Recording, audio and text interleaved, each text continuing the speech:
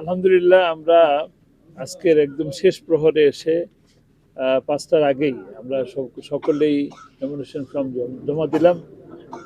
আমরা অত্যন্ত আশাবাদী ইনশাআল্লাহ এই বর্তমান অন্তর্বর্তীকালীন সরকার একটি সুন্দর নির্বাচন উপহার দেবে।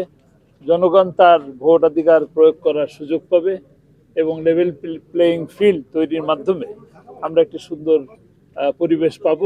সেখানে ইনশাল্লাহ আমরা অত্যন্ত আশাবাদী।